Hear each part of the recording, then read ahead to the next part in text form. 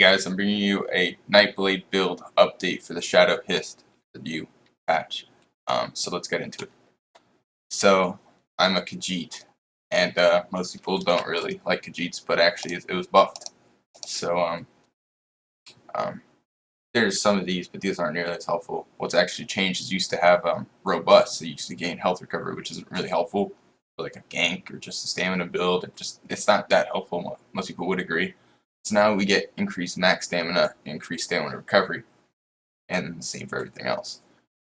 So yeah, I'm a Khajiit, and actually that's what I would recommend: Khajiit or Red Guard, or high elf, or no, not high elf, wood elf. So yeah, those are the three. Now 64 in stamina. If you want a little more health, you can just put some in. But I'm just putting, this is a straight damage build, so stamina. Now unbuff, we got 20k health. On our sword, we got 20k health, 33k stamina, and 3.1 weapon damage. 10k resistances and 15k stamina recovery.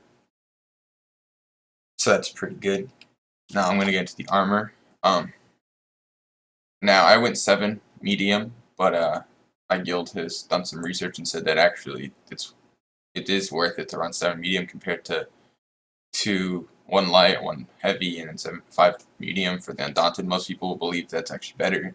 If you want high stats, technically it is, but like they've done research and supposedly it actually does more DPS over time. And I'm not sure about burst, but that's just what I'm running. But if you really want to, you can run heavy or light on each piece. So I'm running Malakina for weapon damage. And if you want to, you can run 2 pieces Malakina, but personally, I just don't want to. I don't want the increased cost. And since this is mostly gank, it's not really useful for a ganker. Unless you already have it procced, but it's still not. It's 6 seconds, so it's not enough. Blood Spawn, which is for stam recovery. Also up to you. You know, you can put anything else there, but I would recommend the Blood Spawn for the stam recovery. I have 5-piece Hundings. That's because it's on the PTS, but I would run Alchemist on live game. You would get more health and actually 300 weapon damage. With gold, you'd actually get much more. So then I have 3-piece agility on here, but actually on live game I'd also run endurance just because it's cheaper, and really all you lose out is on 1,400 stamina, and you gain more health. So it's, you know, it's a little less burst, but it's not significant or even that much. So now here, actually, Maelstrom weapons are actually very, very helpful. Like, you really need them on this build. It really changes it. It's not like you can't run the build. It's just they help a lot. Now, it's not super strict. You know, you don't need a sword or a mace. It really, they all can be good. You just either run a sword or a mace. An axe is viable, but it's not the best. But a sword or a mace is fine. So yeah, and then for bow, you also want a bow. You just want any Maelstrom bow. Doesn't really matter, although there is only like 1 type, obviously. You want sharpened. That's the best thing, but you can run with precise as well. Precise is fine. Defending is also an option, but it's definitely not the best one. You want sharpened and precise. This is the best too. So now let me get into the skills. So on my 2-hand bar, I got surprise attack, and then crit rush. This is where you can go with ambush, or something. Yeah, you can go with ambush or crit rush. I just do this because fully buffed, you can get like a 14k technically with a crit and extra damage. So it means like 7k on an actual player. It's pretty good. You technically can crit 10k on a player with this, so it's pretty good. Now surprise attack, you have an option to run dizzying swing. I've been trying it out. I like it because of how it knocks them back and whatnot. But surprise attack, it's just, I can spam it. So it's really up to you, just based on your playstyle. Then I have executioner. You can also run killer's blade, but I just run executioner because killer's blade only has a 25% execute range, and that's too little for me. So yeah. Then I have rally, and then shadowy disguise for the guaranteed crit. I have flawless Dawnbreaker, and some people like smiting, but because this is a gank build, I'm running flawless for the weapon damage. Now, Um, you also have an option to run Deathstroke here. So you just choose Capitated. You get more damage because it's disease. You can run Soul Harvest, so you get a lot of ultimate over time if you're killing a lot, but you lose like 2k damage, or technically 1k in PvP. Plus the heal reduction is, well, the stun. The stun's the good part. Pretty much, well, yeah, that's a good thing. You can run this or Dawnbreaker Smiting, and they both stun. That's pretty helpful.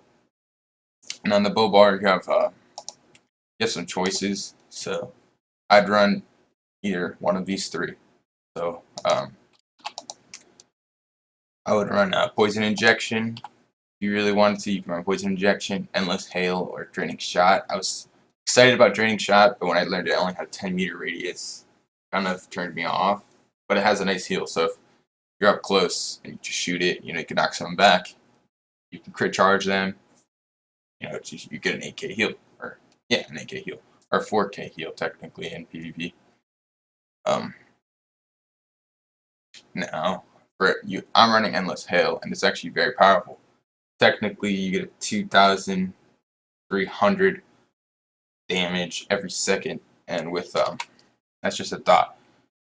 It just works like this, and if you stay within it, you're going to be doing damage while doing the damage you are doing.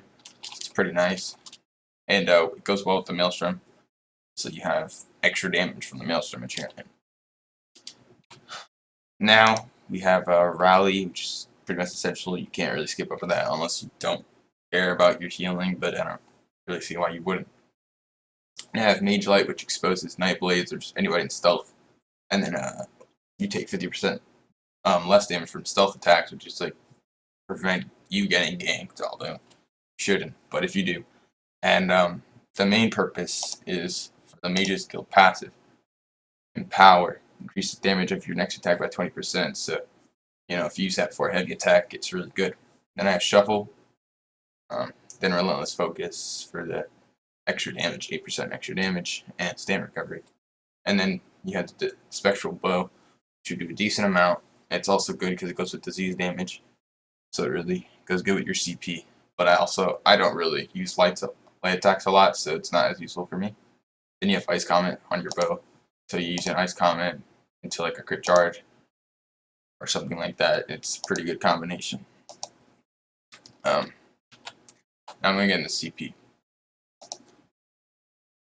Alright, so since I'm on the PTS, I only have 100 CP points in each tree. But on the live game, I'd run 100 into Mooncraft, and then 10 into Tumbling, and the rest to reduce cost, Warlord, and then in the Mage tree, 100 in the Mighty, and the rest in the Precise Strikes. And if you're really liking Volley, you can put some in Thaumaturge, which actually would be very good. It's just, better to have more to Mighty compared to Thaumaturge. And then you put around 65 into each of these. You have to have at least 60 for Unchained, which you can read it there. It's pretty good. And then put the rest in Resistant. Now let me show you the buff stats real quick. Alright.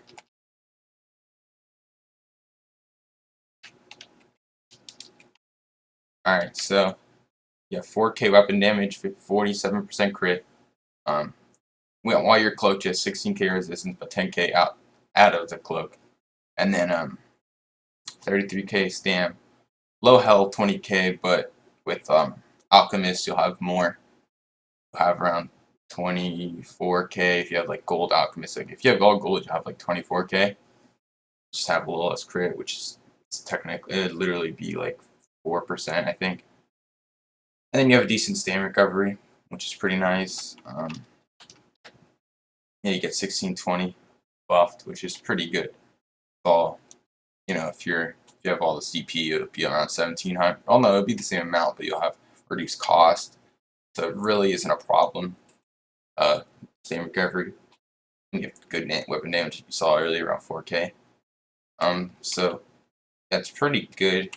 if you guys have any questions, just ask them in the comments below. Feel free to ask any questions. By the way, I'm in the one of the cities in Cyrodiil that are added new to the new patch or update for the game. So if you want to check them out, you just go to the PTS, you download it, you can come here. It's just these major cities.